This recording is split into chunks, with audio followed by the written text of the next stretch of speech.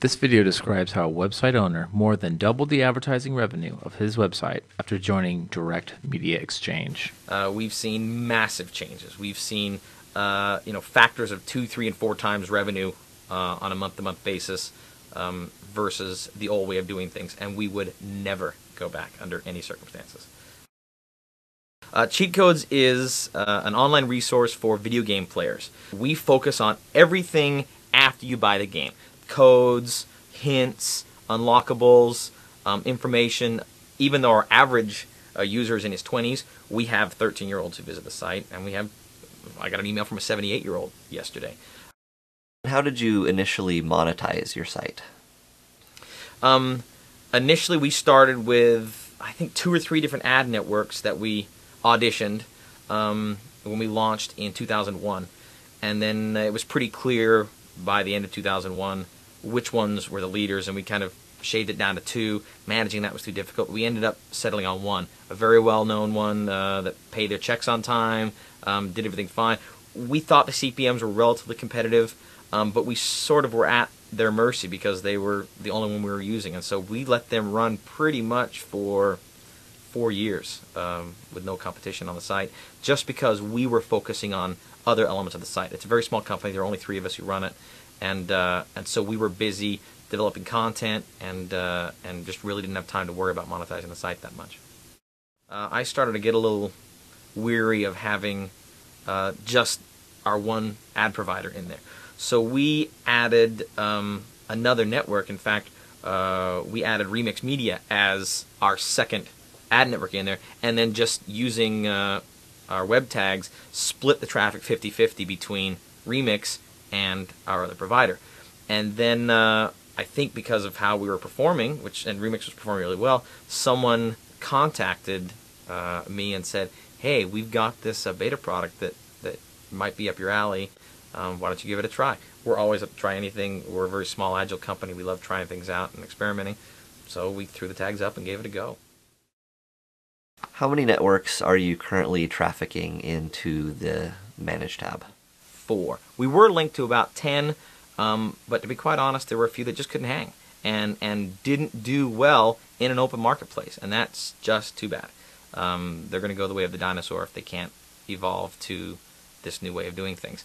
But there are a handful of third-party networks that are still doing just fine in there, and what's great is that we can still deliver to them the types of impressions that they perform well. If we know they don't perform well with anything outside a certain geographical region, we geo-target. If we know they perform well on the early impressions only, we frequency cap.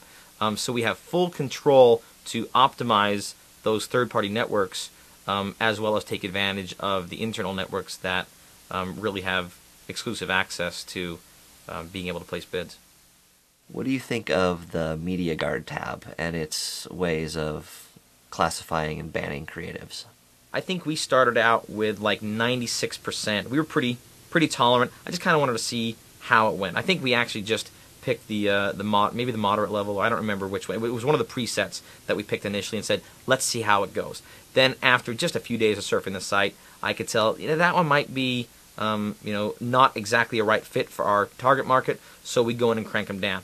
What's really great about the Media Guard tab is, it seems that the auditors who are responsible for making sure things comply with the settings in there haven't missed any yet, at least that I've seen. Do you have any tips or tricks for other users that you might want to tell them about? I'm not going to tell any of my tips and tricks because no, I'm kidding. In fact, one of the things that I had a hard time initially getting a handle on was balancing the bid prices for our third-party networks and the frequency capping. And it wasn't until I realized I should think of those two things completely separately that we really started to optimize that. So now, for the bid price we put in on behalf of our third-party networks, the only metric that drives that is the eCPM from the third-party network. And then the only thing that drives frequency capping is the fill rate from the third-party network. If we try to look at more than one metric to make those decisions, it's silly. It's like looking at your temperature gauge to figure out when to put gas in your tank. It's the wrong metric to drive that decision. So separating out specific metrics to drive specific decisions in the system is the only way to go. we've seen massive changes. We've seen factors of 2, 3, and 4 times revenue on a month-to-month basis versus the old way of doing things, and we would never go back under any circumstances. And just because we got a better handle on what we were doing and what we were serving, and again, one of the reasons we didn't pay a lot of attention to monetizing our site as efficiently as we could is because we didn't want to take the time to do it. And now with RMX, we don't have to take a lot of time to do it. So Steve, tell us about your December, which was quite the month to remember. December 2006 was our best month to date. And we've had good months in the past.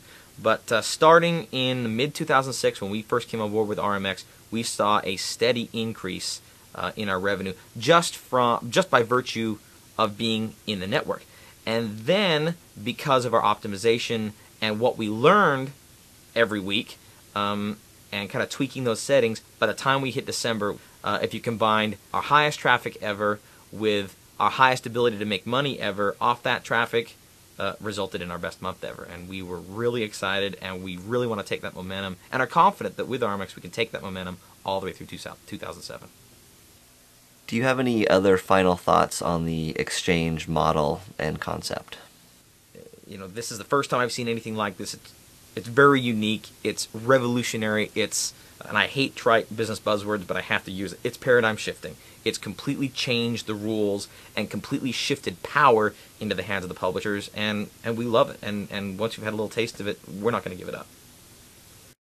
Direct Media Exchange. Visit direct.rightmedia.com.